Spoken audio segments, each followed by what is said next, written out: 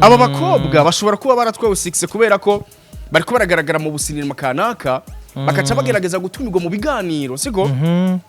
bakaca biyibagira burya buzima Diane yaje kuvuga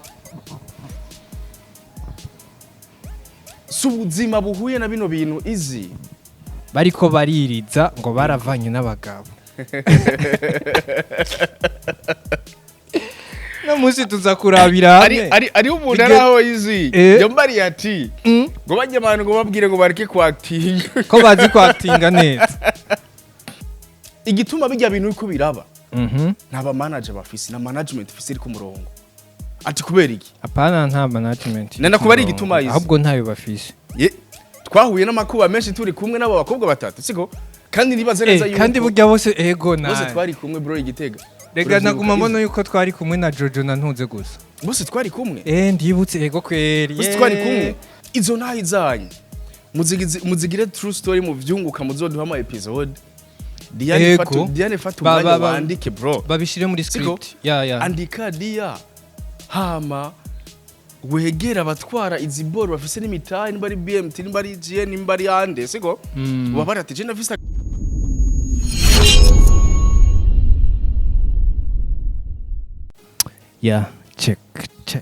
check yo wagwa ladies gentlemen welcome to Anashare mumeze gute muraho murakomeye twe tumeze neza turi mu rugo kwani no musi turi mu rugo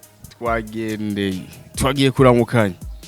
ariko turavuga ati ko twagiye kuramukanya ntitwoha tutakoreye turi mu rugo kwa BMT wagwa siyo twamusanze kandi ariko turamutse cyane abakunzi ba sinema za BMT yego hariya kwa Amedemani na Kiza hamwe na Mr Gitz agatsirikwa ni gahere yego niyo ya nyuma bagiye no kutuzana ni sinema kandi kazi iyindi bisaba neza ko turagira promotion nibaza ko bagiye kuzana sinema ya Izo Chris ibana izo birenze abakuru bazoyaronka mu minsi iri imbere sasa biri gute bro ibana je nashima Imana man ibiganiro vyacu muri no minsi bishigikiwe n'ishira hamwe live company n'ishira hamwe rihingura utunyobwa gundo sakunda kwihereza ariko hari kintu ngira ko yadukurikirana amazi amaji siko hamwe n'utundi tuntu nyene dutandukanye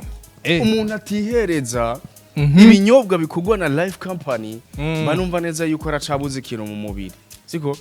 ego aracabuze ikintu mu mubiri kuko live bro gushikino sahani yo company ya mbere mu gica c'u Burundi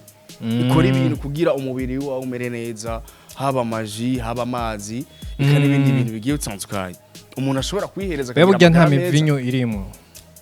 live irakora imivinyo mengo oya amawine barayakora na amawine siyo mivinyo ego amawine barayakora bro sasa ego tubandanya sasa ibintu vyacu ego abandi bashigikiye ikiganiro ni bande abakunzi bacu nibo bantu ba mbere kiravyo bugishigikiye cyane gose no musi tuza tuje ngaha ariko izi hari n'abafana benshi ubona neza yuko tutazoza turirengagiza uri bukiba mu fanta ko turavuga ko yitwa Rebecca Ciza baranditse ngaho mu gitabo barara hariho Rebecca Ciza hariho Gerard Hatungimana hariho kanke wake sinzi ko ariko bagira kane wakeke tubarabe hariho na ntuze sawa hari n'abafana bamwe siko nanzeyima ubona neza yuko ari abafana sometime tuzuya turavuga ati reka tunabaramutsa ahantu bari hariho Rebecca Ciza Nzeyima Serafine ego Aisha na Gerard Hatungimana bariko barabona nimero ziko ziraca ngaho imbere ya screen ego nibaza neza yuko bo twandikira inbox tukayaga nabo ego ke turafise ikintu cabo kandi ciza cyane bazodushimira ni message Safi sana. Turabashimira cyane abakozi ba cuno munsi. Turagaruka kubigeme bagera kuri batatu. Sabigeme n'abagore. Ego. N'abagore bavyaye. Ego n'abafiyeme reka kubita abagore n'abavyeyi bavyaye bagaheka. Ego. Batwaye amezi 9 baravyaye baraheka. Ego. Inyuma yo guheka baracutsa. Inyuma yo gucutsa baza muri sinema. Uwa mbere yitwa ANGELY. Ego. Hama JOJO. JOJO tumukunde sheri wawe. Hama na Diane. Yitwa gute ujya Diane wizeye? Sinibuka izina giwe gusa abamuzi akina muri GN mu sinema yitwa Asabe. Kwa Sabasi. Ego. Hariho nindi nabonye ari karakina ari mama pasta. Ego. Kandi biranamusa. Ariko akora ibitangaza. Ariko abo bantu rero ico tugiye kubavuga ko sikindi mu misi yeze barakoze ibiganiro kwa Diko. Ego. Ku kinyamakuru citwa Diko Entertainment. Ego. Bariko baririza ngo baravanye n'abagabo. No musi tuza kurabira hamwe. Ari umuntu araho yizi. Yombari ati ngo bajye abantu ngo babwire ngo bareke kwactinga. Ko bazi kwactinga neza. Muko muzana ubuzima bwo mu sinema mubuzana mu ma interview. Hari abantu bakeneye kubona ama emotion yayo. Tubandanye bro. Urabivuga hiki rero. Ariko izi hari ibintu tubasesangu Diko niyo yavuze ngo dusesangura abantu ngo hagusesangura ibikoko. Hari ibintu siko tubasesangure. Hari ibintu uko ari batatu bose urazi neza yuko bavanye n'abashinganahe babo bose n'abadivorce siko baravanye n'abashinganahe babo kandi bose bafise iki ariko sha je nibaza ko atari abadivorce baragize mariage ziri official kwe sinibaza ariko gusa cyane ni vya bindi ariko niba ari kumwe n'abashinganahe babo vya bindi nk'ubu wowe uca ufata JOJO tumukunde mugaca mwibanira hariya mwigeto mukamenge tutigeze twandikwa no kwandikwa mutigeze muja mu komine. Yego. Nivyo nibaza ko bari babayemo sinzi ariko gusa umve neza yuko bafise abana ariko niba bana n'abashinganahe babo n'abana babo siko bamwe ntibabana n'abana babo siko ariko izi reka dutangurire cyane kuri Diane. Ikiganiro yagikoze yiyambura impeta ngo ariko arayita hasi bro. Ni content sawa, ni content siko ariko hari gihe izi ushobora kugira content iyo content nivyo uraronka hit ukaronka 6 bro sana ariko umve neza yuko manzi utekereze kwanza ku buzima bw'iwawe ejo hiwawe hameze gute ejo habana bawe bazobona ibiganiro vya mama uko ari batatu izi bafise abana bakuze bro barakujije kwe abana babo ndabazi man bafise abana bakuze ariko ngira mvuge kino kintu muri baze neza yuko abana banyu batabona ibiganiro abana banyu man hari ibintu sometimes ubona neza yuko ibaze nko gukurira impeta bro mu kiganiro ngo ndahitaye siko ndagisubiyemo igitsina gabo n'igitsina gore ntibingana Tako tuvuga kuri Diane warakoze ikosa uri mushiki wacu siko uri mushiki wacu ariko mve neza yuko ibi bintu vy'imbuga izi ibintu vy'imbuga iyo uronse 6 mu kantu kanaka 6 ni kiyayura mutwe nibazo kubarire ngo ibintu vy'inzoga ibintu vy'urumogi ngo iki ni iki 6 ni kindi kintu ca mbere cikiyayura mutwe kuyayura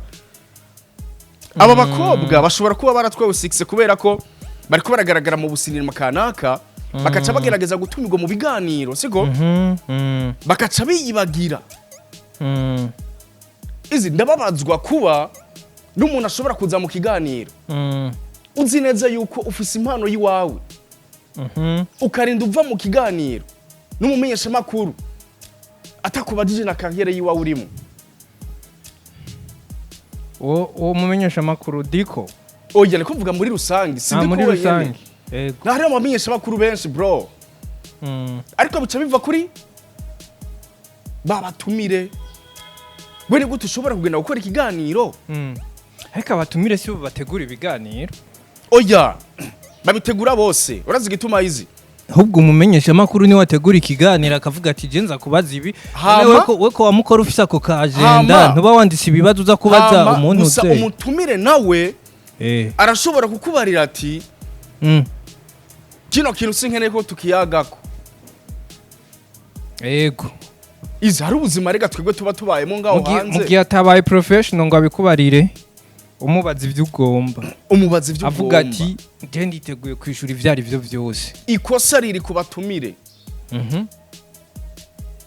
je simfise ubuzima buri vie privé bw'iwanje abantu batanazi ntuza nga kuri social media ziyarega sintahe baze barundura ama eglise bagenda gushanga intahe bro bijya bibazo byabo bifitiye bagende babiririra abapasteri babo basange babahezagira mani abafana baraguhamenye y'abatwenzi bro umufana arakura bakavuga ati wewe uri kuyimpeta imbere y'abafana imbere y'umugabo mwavyaranye umwana anakuza afise n'imyaka irenga 10 uri kumumaraamaza na famille bro tandukanye ikintu ta social media n'ikintu cyo mu bundi buzima burya buzima Diane yaje kuvuga subuzima buhuye na bino bintu izi nakazi ahubwo ikintu je no bahanura bajye abantu ziya nahe zabo nibaziki ahubwo baze baradishira muri cinema bazandika bro nivyo nagomba mvuge bazikine Diane nimba ufise intahe imeze yofasha abantu yandike muri script iwawe urondera amahera hamuyikinira abafana kandi iyo cinema izokundwa mani kandi vyokundwa urazi yanditse ko ari true story akavuga true story bro iyi cinema ni true story ariko uje mu kiganiro kwandagaza umuntu mwavyaranye bro je niko mvugira abashinga nahe babo ntabonzi ariko mwebwe ndabazi kuko mwebwe turamaze no gusangira turamaze no gucilingana ubugari n'intore mwarasangiye ubugari n'intore ukacubona umuntu ari ubahutse akaza kuri kamera ngo umugabo wanje ngo kunuku izo ntahe izi zofuma zigira umuntu adafise aho avyerekanira gute bajya umuntu adaja ku makamera oya bajya barafise 1000 moyens yo kwactinga ziya mpano zabo Diana afise zijya story zabo bakazishira mu mafiro arashobora kwegera abatwara uzi yuko ivyo bintu ari ivyo umviriza Angely Diane Jojo n'abandi bose bafise intahe zabo twaragiye tubumva ba Mimi Mireye ba Kadora oya ba Ornera Mutoni fata zijya story zanyu muzivyaza umusaruro true story bazivyaza umusaruro bazikine amafilme apana kuza mu bintu by'ibiganiro kumara amazu umuntu mwashoboye kuvyarana ntabo tuza abashinga naye bamwe ariko mumve neza yuko isinema zanyu muzigize yuko ari true story ubuzima mwaciyemwo twese twoze promotinga abafana bozikunda ariko mwebwe namwe muratakara kubera gasikse ngo nkeneye kuja kuri kamera nkeneye kuja kuri micro uje kumara amazi umuntu mwavyaranye berekanye amafoto oya barabavuze amazina oya batabavuze amazina ariko harababazi kuko yizi nta muntu mwovyarana afise nk'imyaka nka 10 umwana 13 kuduga batazi papa wiwe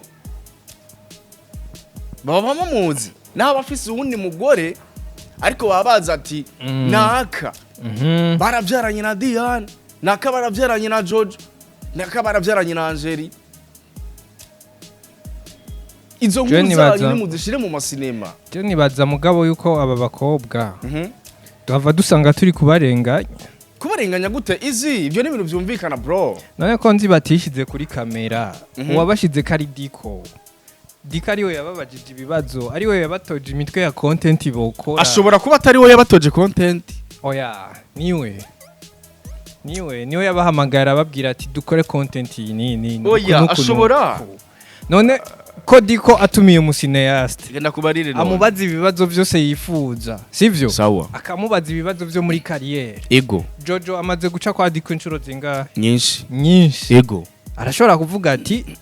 Jojo content zose zaraheze amasinema carrière yiwe twarabivuze no musireka tuze tuvuga intahe suko ariko urazi uko nuko ejo ni nkuko ashobora gusubira kumutuma akavuga ati Jojo ingo ngaha utubwire ingene byagenze muri rya sinema muri rya sinema amaso yanje utubwire challenge ibintu nk'ivyo reka ndakubarire no ikintu aba bantu bashasha bariko baraza muri sinema siko dufatire kuri abo bantu batatu igituma bijya bintu uko biraba ntaba manager bafise na management ifise iri ku murongo ati kubera iki apana nta management nenda kubari igituma yize ahubwo ntayo bafise igituma kandi biva hano hantu renda kubarire yize bica mu Burundi ninde musineaste twabonye fise manager bifani wenye bica biva hano hantu wewe ufise umuntu akumanaginga izi wo kwitora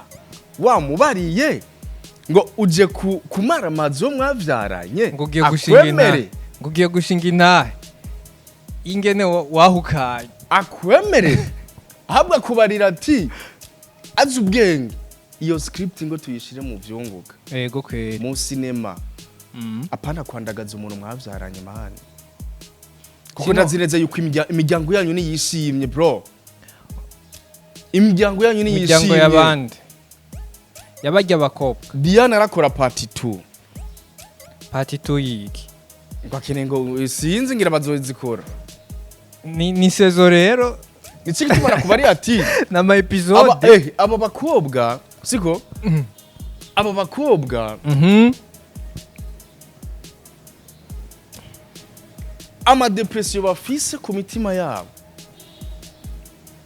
arashobora kuba mugabo barababajwe reka basohore akababaro kabo none izi akababaro kose ni kuza kuri rezo sosio nivyo ubona neza yuko byarakamara bogira gute none bogira gute ko bari kuri rezo sosio bogira gute gusa no kubera ubuvyungukiramwe ari twebwe aba content creators ahubwo barafise izindi nzira rega buvyungukiramo izo nyene turiko turababwira bazishire muri script bazikine kurazi gituma izi bavuga ati ngi true story ngi cinema yacu urazi gituma ihagaze ku buzima bwacu ibyo nyene ngenda kubarira siko ngo buzi neza yuko mwavyaranye n'umugabo kandi Diana afise umwana akuze Jojo nuko nyene sawa uritoye uje kumara amazi umuntu mwavyaranye siko uritoye pe ariko wumve neza yuko mu gihe wewe uzi neza yuko wubaha igitsina gabo wo kubaho ukakuza kwera kuvuga umuntu mufitaniye amaraso bro ivyo yagukore canke mushaka abagabo banyu baze bamere nk'urya mugabo wa Mimi yaje kuvuga ibintu vya Mimi wa muntu mamba ari wa mugabo yitwa Claude ntibibuka ko yigeze kuja kuri social media avuga ngo Mimi yaranaye abana yego ahubwo ikintu ushimira abagabo babajya abantu batatu ahubwo ahantu no babona je no bagurira n'icupa bariyubaha bro siko bariyubaha man yego ngo uritoye uvuye uje gushingira uje kuyishingira bande abafana ba entertainment ariko ndibaza yuko ntiyababajwe none Jojo tumukunde ntiyababajwe umutima ntakeneye kumuba hafi bwara uzompa benshi Ornera Mutoni Jojo uzompa benshi bro kumva undi ninde mbebasha Mutoni Jojo urabaharura undi na wa muntu wa undi wa undi mushasha ariko agira amabezi ya naba Mr Kani yitwa Keza Nana okay Nana batatu undi ni ariko wewe isi nantuze isi gusa ikintu ca mbere coco twobwira kandi nyamukuru baze barashinga intayi zitandukanye n'iz'abashinga ntayi babo kuko izi biramaramaje bro ndazi neza yuko ari abantu benshi mujana ariko ugasanga neza yuko niba ko barakubwiza ukuri bano bakobwa ni bashiki bacu izi uraza urugendo twafatanya rwari rugendo rurerure twahuye n'amakuba menshi turi kumwe n'abo bakobwa batatu siko kandi nibaze neza yuko kandi burya bose ego na bose twari kumwe bro igitega rega naguma mbona yuko twari kumwe na Jojo na ntunze gusa bose twari kumwe ndibutse ego kweri bose twari kumwe sha ego ndibutse mwarasangiye intore n'ubugari kandi rero iyi nta n'inzigirimo gusa ni sometime reka dakwereka bari mu cinema itarasohoka izosohoka ya Coco Empire be igeze ahubwo nyene bimeze gute duheruka tugenda kuyishutinga n'ivyo vyahereye sasa ikintu nyamukuru bari mashiki bacu nitubanga ndakunda script zabo sana ndakunda ukungene batinga ngo urya sheri wawe arashitse ngo ndakunda ukungene batinga undi sheri wawe nari nibagiye ndakunda ukungene batinga siko ariko nyene nari nakwibagiye meze gute sheri wanje ngo uyu rero reka baramu yamutane unama cyane bakubone ntibambone oya yambu murakomeye amakuru yawe ni meza ntabwo ukora iki wampera igena iko ndataginga abasheri bawe nari namibagiye yo afise benshi urakoze sheri bawe urakomeye none ninde kura Barije kura sheri wawe ubugeni buba cyane okay bandanya duhetsa sigo easy nakunda kubarira yuko ego bano bantu bagera kuri batatu turabakunda cyane siko kandi turakunda ibikorwa byabo ariko wumve neza yuko sometime hari ibintu ubona neza yuko tuza turabwizanya ukuri bidufasha ikintu kanaka hama tukavuga ati neza yuko tuvikuzimu tujibona siko n'aba besto turazinanye turacilingana ariko mve neza yuko twebwe anashiya turabavuga butumwa turakoze b'Imana tuzobona ibintu vyirabura ngo tuvyite birera haleluya ahabundangiza tubasengera nibabonye neza yuko mimire yaduteye amavuta amen ariko nyere bashiki mani twigire tugende tubashibire cyane ariko nyere ikintu donagiriza ko izi nari nakavuze kare izo ntayi zanyu muzigire true story mu vyunguka muzoduha ama episode Diane fatu umwanya wandike bro babishire muri script andika dia hama wegera abatwara izi boro bafise n'imitayi niba ari BMT niba ari GN niba ari ande siko ubabara ati je ndafise aga story kandi ni true bino bintu mumve neza yuko tuba nta nzigo ibirimo nta gwanko ariko n'ibintu nyene kugira bifasha umuntu kanaka kuko izi urashobora kwisanzura ubwa nabone nta nzigo nta gwanko nabo nyene nta bagize content nabo nyene nda n'inzigo barabizi bro siko bagize content ivuga gusa yego ni diko yayipanze siko mugabo izi navyo ni vyiza kuko biratuma